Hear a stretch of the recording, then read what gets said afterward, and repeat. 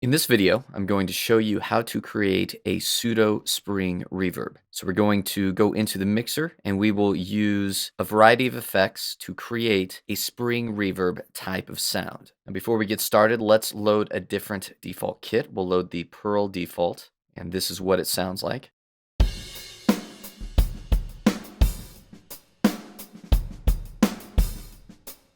And let's jump over to the mixer once again. So a spring reverb is a very unique type of reverb sound. And we actually have a spring reverb effect that we can use. Typically this would be put on a bus, which I'll show you here in a minute. But if I put it on the main output, I'll show you what the spring reverb sounds like. So imagine a big metal spring, and if you shake it, that kind of sound that you get.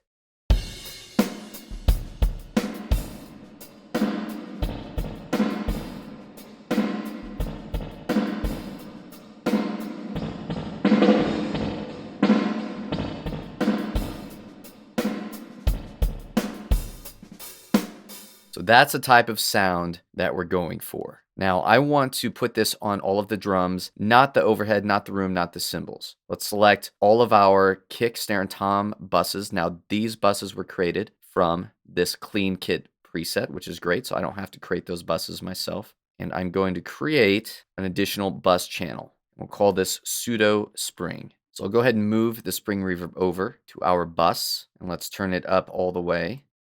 And let's go to the bus sends, and we'll set them to post fader After Effects. The reason we do this is so we can hear the bus send itself when we solo it.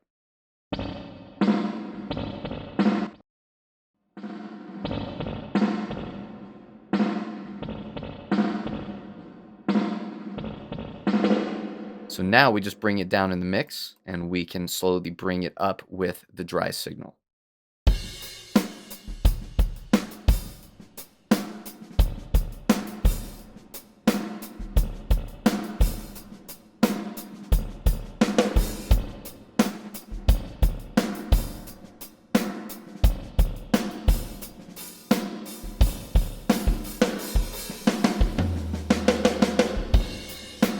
So you can see it has a very unique sound that's going to be different from other reverbs. Now, here's what we're going to do. We're going to create a similar sound, a spring reverb type sound, using other effects within Superior Drummer 3. Let's go ahead and disable this spring reverb, and let's solo this bus channel. For now, I'll turn it all the way up. So we'll Alt-Option click on the fader.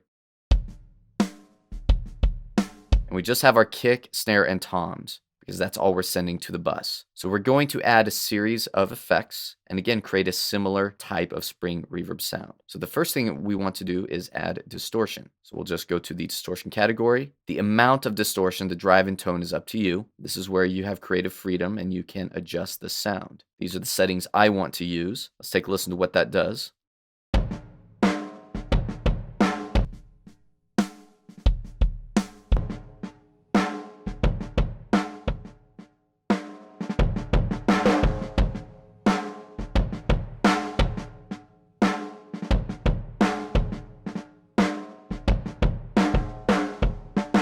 So again, you can use as much or as little distortion as you want. These are the settings I'm going to use. Next, we want to add reverb. We're going to use the room reverb, and really we could use any reverb. We could use plate, hall. We just need some kind of reverb effect. Not the spring reverb. We're going for any other type of reverb. I'm going to use the room reverb. And again, you can play around with the settings. I'll just make a few adjustments here. And actually, let me turn up the dry wet signal so you can hear these adjustments as I make them.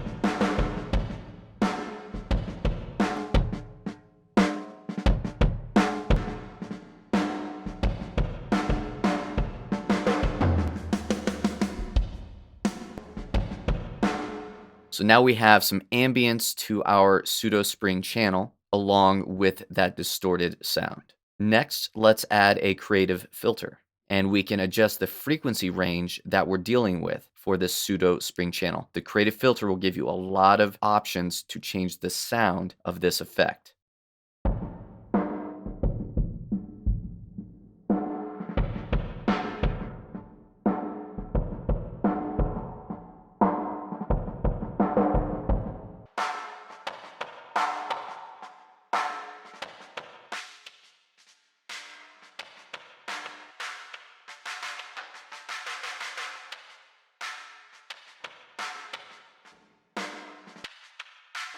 Now, this especially comes into play when we bring in the dry signal, which we'll do at the end here when we have the entire effects chain. So you can see how each effect adjusts the sound of the overall mix. But what I want to do next is go into the modulation section at the top. This is a great way to add some different types of effects and sounds to your effects chain. I'm going to go with the synced LFO, or low frequency oscillator. We are going to use a sine wave. Each of these will have a different sound, but I want to sync it with my tempo, and we're going to use 16th notes to start. Let's see how that sounds.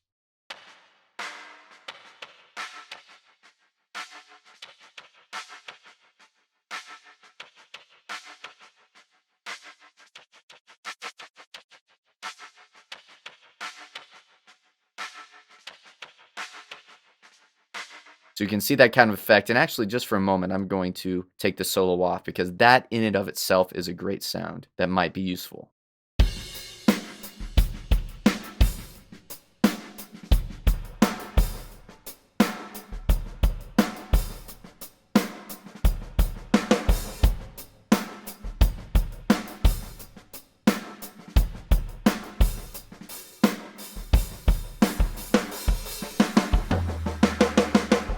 So kind of a distorted delay of sorts. So you could even just do that, and it's not really a spring reverb sound, but you have kind of a synced delay sound. Thanks for watching, and we'll see you in the next video.